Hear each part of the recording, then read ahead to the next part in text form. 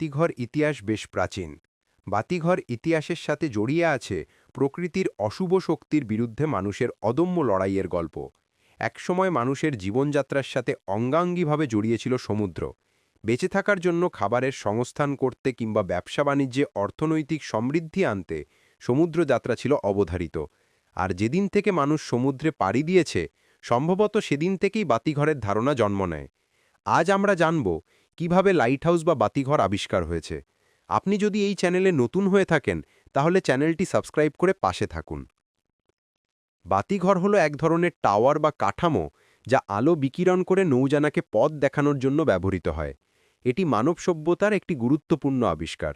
প্রাচীনকালে সমুদ্রে যেতে হলে নাবিকদেরকে একটা অলিখিত নিয়ম মেনে চলতে হতো। তখন কোনো প্রযুক্তি ব্যবস্থা ছিল না, সমুদ্র পথ চলার একমাত্র মাধ্যম ছিল সূর্য এবং চাঁদ।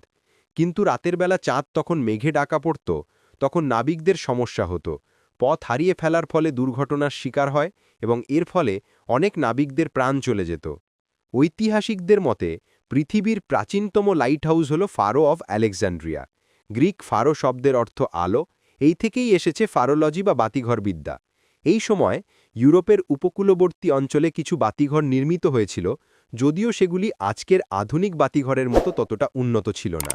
যে মানুষটি প্রথম নাবিকদের এই আতঙ্ক থেকে মুক্ত করার চেষ্টা করেছিলেন তার নাম হেনরি উইনস্টনলি। লাইট হাউস ইঞ্জিনিয়ারিংয়ের পথিকৃত হিসেবে তার নাম বাতিঘর নির্মাণ ইতিহাসে সোনার অক্ষরে লেখা রয়েছে। ১৬৯৮ খ্রিস্টাব্দের ১৪ই নভেম্বর ইডিস্টোন রক লাইট হাউসের নির্মাণ কাজ সমাপ্ত হয়। এই লাইট হাউসটির উচ্চতা ছিল ১২০ ফুট। এর মাথায় কঠিন চর্বির তৈরি মোমের আলো জ্বালিয়ে উদ্বোধন করেন উইনস্টনলি। ৫ বছর ধরে এই বাতিঘরের আলোর সংকেত ওই অঞ্চলের সমুদ্রগামী জাহাজের নিরাপত্তা সুনিশ্চিত করতে সমর্থ হয়। তবে এই লাইট হাউসটি খুব বেশি দিন দীর্ঘস্থায়ী ছিল না। এরপর ১৮ এবং ১৯ শতকে বাতিঘর প্রযুক্তির দ্রুত উন্নতি ঘটে।